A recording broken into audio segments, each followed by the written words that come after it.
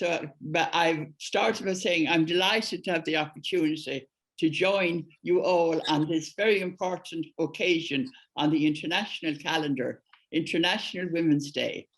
Although in the special circumstances this year, we're unable to be physically together, yet we gather all the more in a spirit of solidarity and sisterhood as we acknowledge and celebrate the remarkable and essential work undertaken day in, day out by so many women within our society. This year has brought into sharp focus the vital contribution of women as we struggled with COVID-19, particularly the contribution made by so many low-paid workers in our society, as you've just talked about, Rita. As a nation facing together the challenge of the coronavirus pandemic, we are indebted to the remarkable courage and generosity of those who provide essential services in our hospitals, in our shops, and out in the wider communities. So many of those workers are women.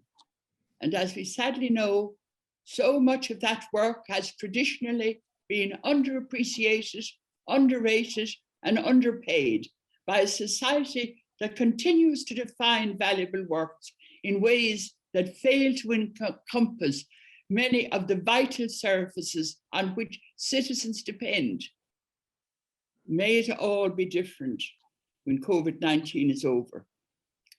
The front line is a wide front.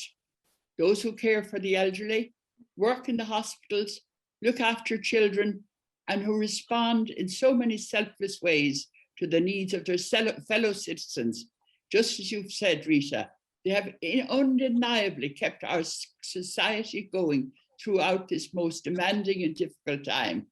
They have worked and continue to work with tireless generosity, putting their own health and indeed their own lives at risk as they do so. To all these women, in whatever ways and in whatever circumstances, who have responded to the coronavirus crisis with such a selfless spirit of solidarity, we owe an enormous debt of gratitude. Let us not forget, however, that leaves us with a responsibility. Gratitude can never be a substitute for adequate pay, security of employment, trade union representation, and fair working conditions, and the dignity that is the right of all workers in any fair and inclusive society. Throughout this past year, we've rediscovered the importance of care and solidarity. And it's my hope that when we emerge from the coronavirus pandemic, it is care and solidarity that will guide and shape the new society that we craft together in the post-pandemic world. So congratulations to all, particularly women, for how they rose to the challenge of the COVID-19, what it brought into being. Most of us had never heard the word pandemic, and we were shocked and frightened to our core exactly almost a year ago, the 11th of March. And then we gradually began to realize what a dreadful disease it is and how it changed fundamentally our day-to-day living.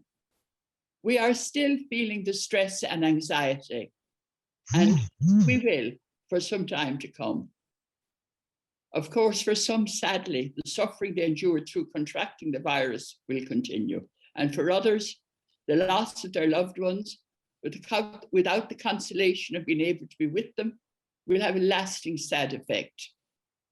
Other casualties are those who, from distress, suffer depression and mental health problems, and so many who lost their jobs, who couldn't cope with the demands of home, work, homeschooling, all of the things that was put upon women, that disproportionate burden. I can hear it.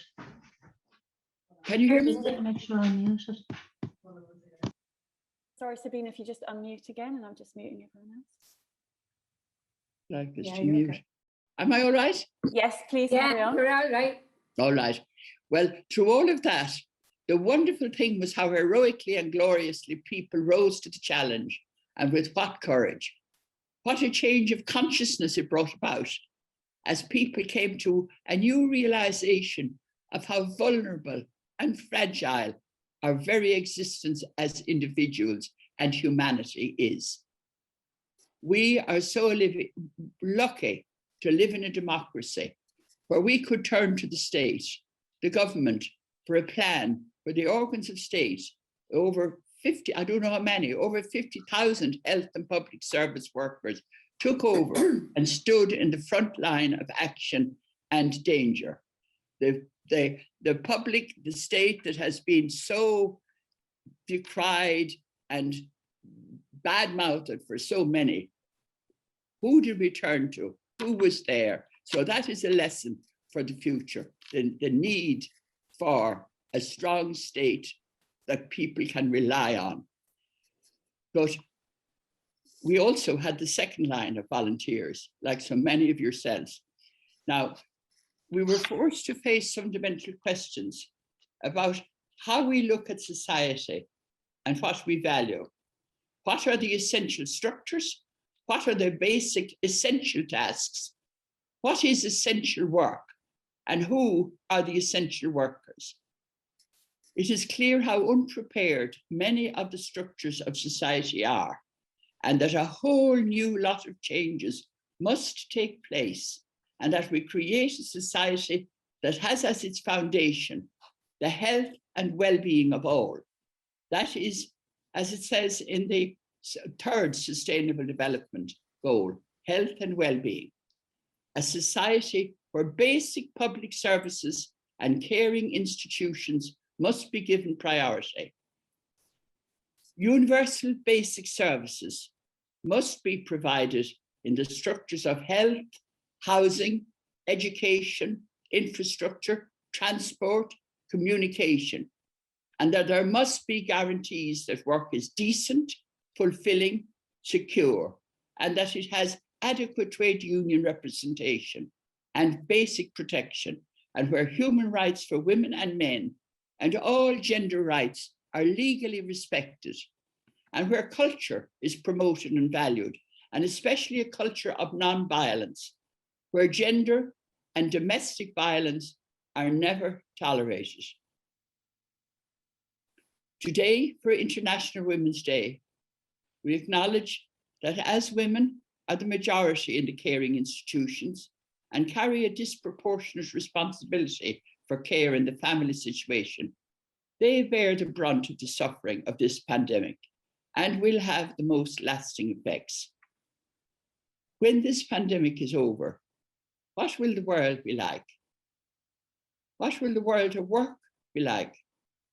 What changes that took place will be kept? And who will gain and who will lose? How much of the backlog of problems not dealt with and how much suffering that has happened will come to light, and how much recovery will be needed? It is clear that we are not prepared for the eventuality of a crisis like the pandemic. But it's also clear that we can learn from it. How we were not prepared and what changes we need to put in place to have a well-functioning infrastructure that can deal in the best possible way with any eventuality. As we emerge from the pandemic, we know things must change, and it is acknowledged that as austerity has not worked. As Rita mentioned, the services, the infrastructure built up was over four decades now has been chipped away at. And all that has become clear in that it was a disaster. It has not worked. And I think it's very clear that it will not and cannot be imposed after the pandemic. If a country and society is to flourish, it needs to be happy. People need to have a good basic standard of living. That means that they have to have their basic universal needs met in order that they can survive and thrive, think for themselves, and participate in society. But to conclude, during the lockdown, we saw how people can adapt to change. And we also saw how it effects on different people could be very different depending on their circumstances. People with good sized housing, with space for privacy and social distancing and adequate green spaces could fare so much better than those in cramped, overcrowded housing. Because of the disastrous state of our housing situation, they were made very vulnerable. The effect of all that on people's mental health and on the incidence of domestic violence, which has sadly increased by 25% over the period, means that there are many problems needing remedy. As I said at the outside, the quality of the community we create and live in is what helps make the quality of our lives enjoyable and secure. Madge, Risha's wonderful mother, said, the real work always takes place in the community. But the environment for that community must be supported by properly resourced facilities.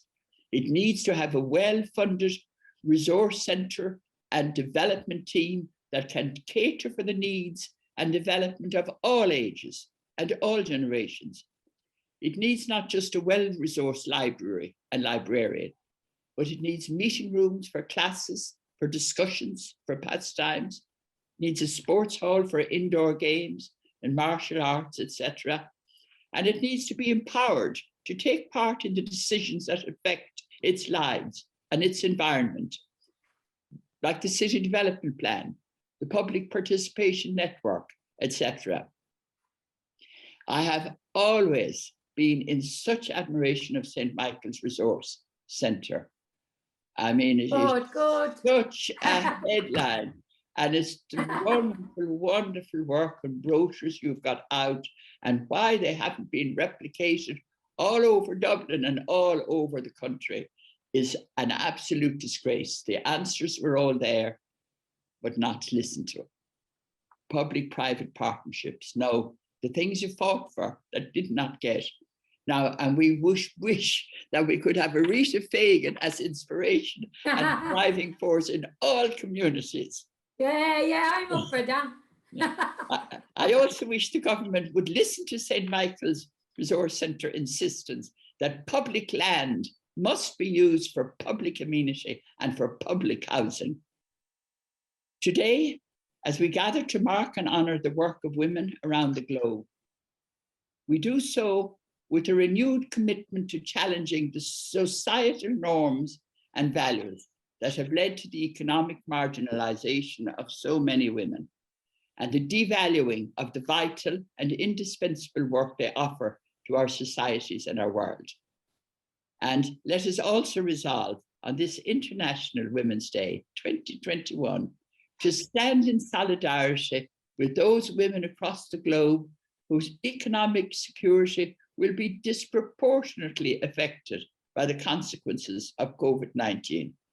It is greatly worrying, and it must concern us all to know that not only will an estimated 96 million people be driven into poverty as a result of the pandemic, but that almost half of those will be women and girls. So I thank you for inviting me to speak to you today, and it has been an honor and a pleasure.